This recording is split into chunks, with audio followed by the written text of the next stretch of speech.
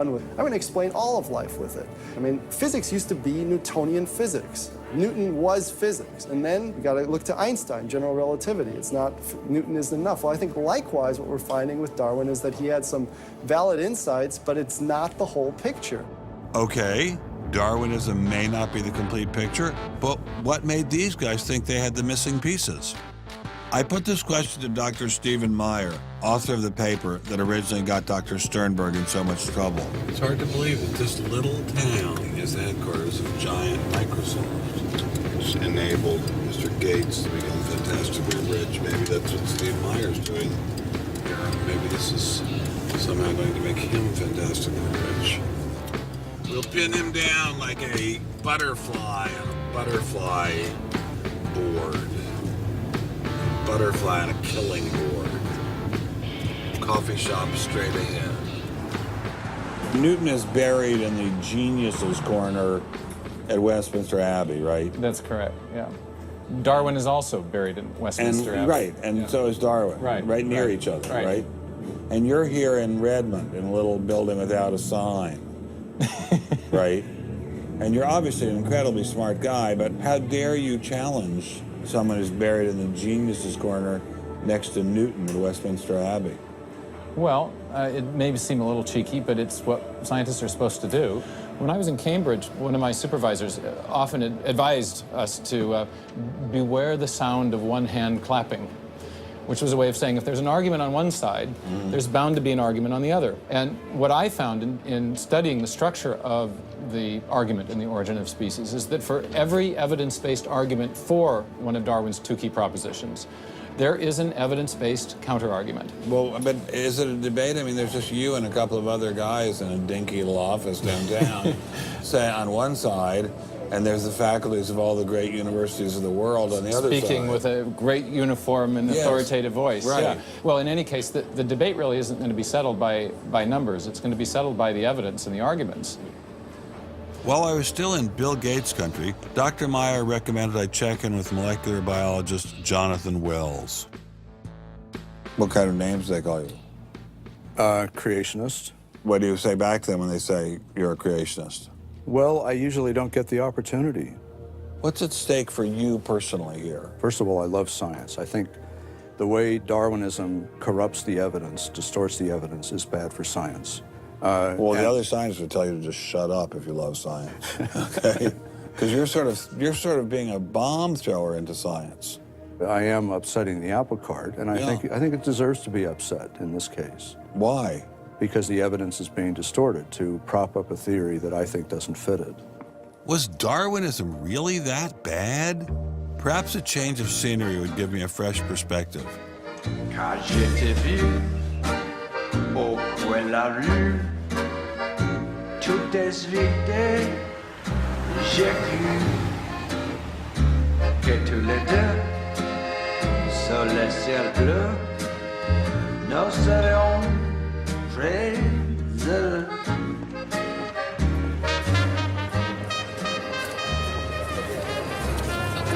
Mr. Berlinski, I assume? How are you, sir? So where are you from originally? I was born in New York. Yes. Spent 31 years in Manhattan. Yes. And I spent a lot of time in California, too. And tell me all the various universities where you studied or taught.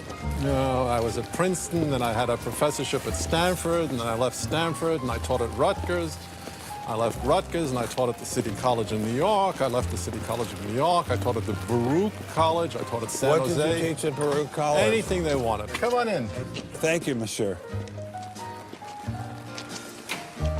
What an old building. Wow. It's the oldest in Paris. You're kidding. Merci, monsieur. Ah, je vous en prie, monsieur. Merci. Wow, this is fabulous.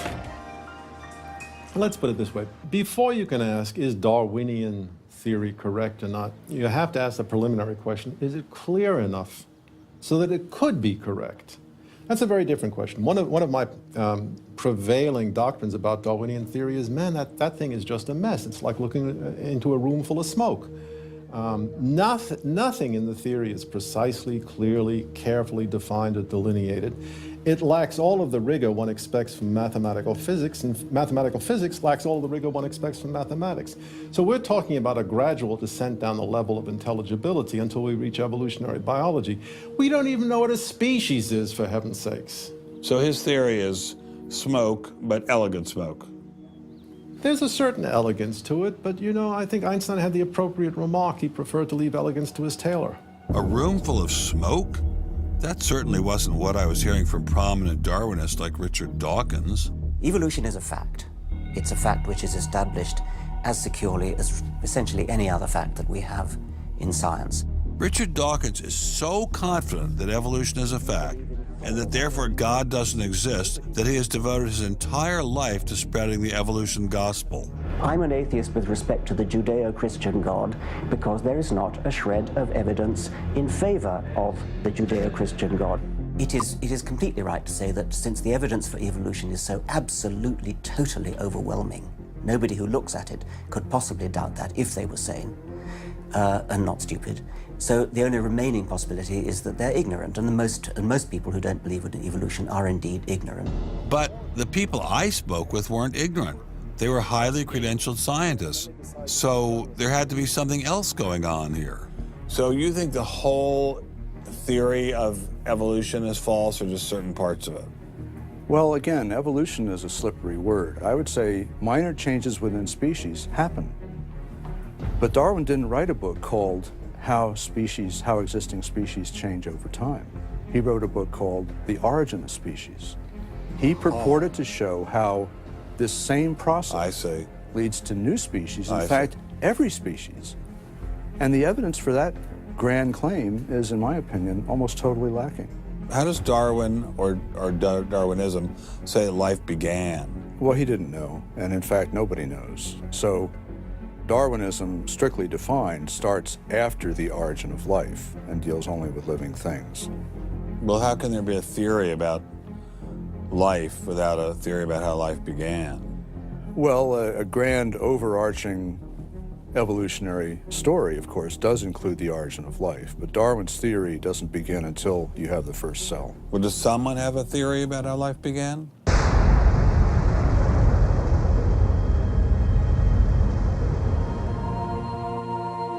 This is the story of a small planet in space called Earth.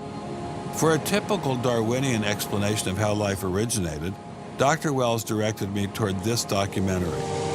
The chemical elements essential for life, hydrogen, oxygen, carbon, and nitrogen, were now in place. What was needed was a way of combining them. Perhaps the energy came from lightning. Whatever it was. Excuse me? Whatever it was, energy managed to arrange these chemical ingredients in just the right way. Whatever it was? I was hoping for something a little more scientific.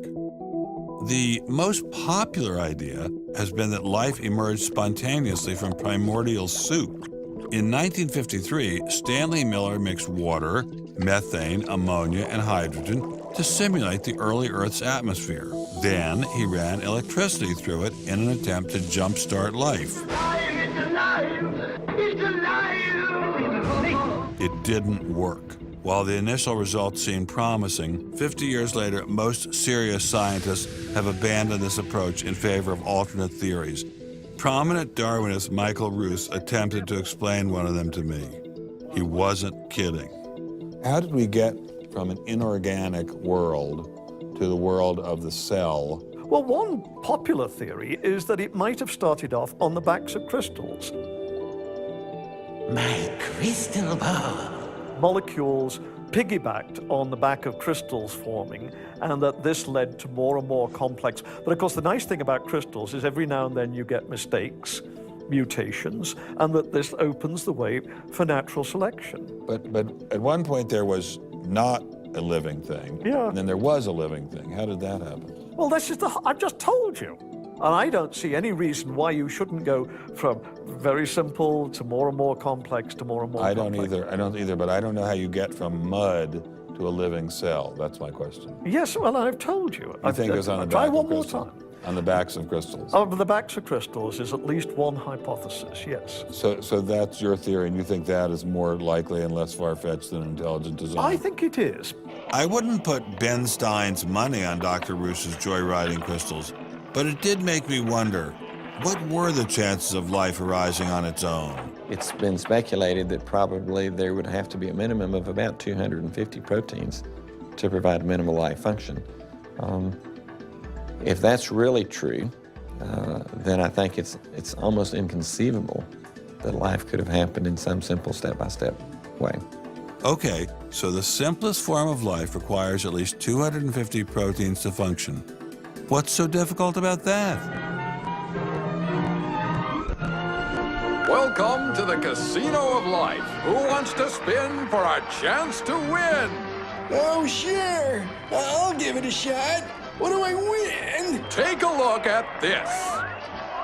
Huh? How about the world's first single-cell organism? This perfectly aligned string of proteins could be yours. Now, take a spin.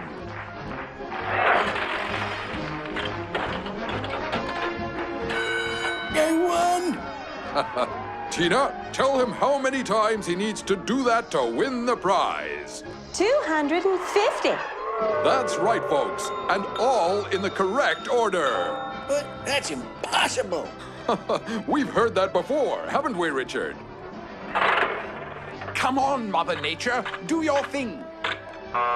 You stupid machine! I hate you!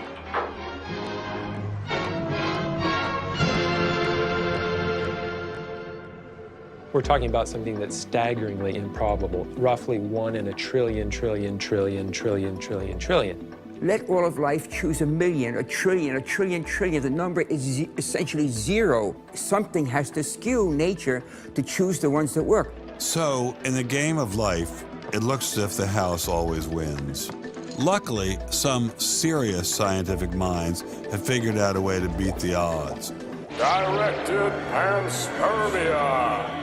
When faced with the overwhelming problem of the origin of life, Nobel Prize winner Francis Crick proposed this theory, that life was seeded on Earth, which basically means aliens did it. Crystals? Aliens? I thought we were talking about science, not science fiction. We don't know what caused life to arise. Did it arise by a purely undirected process? Or did it arise by some kind of intelligent guidance or design? And the rules of science are being applied to actually foreclose one of the two possible answers to that very fundamental and basic and important question. So the rules of science say we will consider any possibility except one that is guided. Exactly. No matter how life began, on the backs of crystals or in the test tube of some intelligent designer, everyone agrees it started with a single cell. But what is a cell? Let me ask you a question. Yeah. Darwin wrote The Origin of Species in 1859, published it in 1859.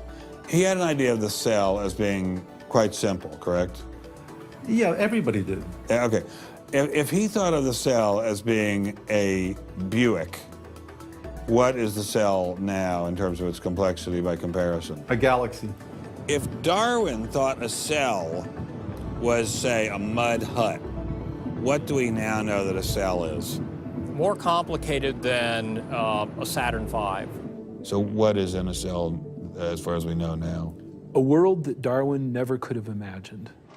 I needed someone who could give me a glimpse into this world.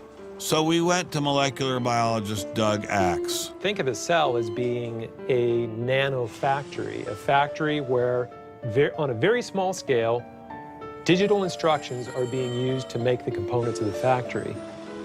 Here we have the famous DNA double helix. You can see the two helical strands that are intertwined and wind around each other on the outside of the molecule. This is the material that stores all of our genetic information. In higher life forms, this will be the equivalent of something like a gigabyte of information stored in the molecules that form the individual chromosomes, all packed within the nucleus, which is a tiny fraction of the entire cell size. So what does DNA do? Well, the information in DNA ends up providing the information for sequencing the amino acids to make protein. We have information in a one-dimensional form that provides the information for a three-dimensional form.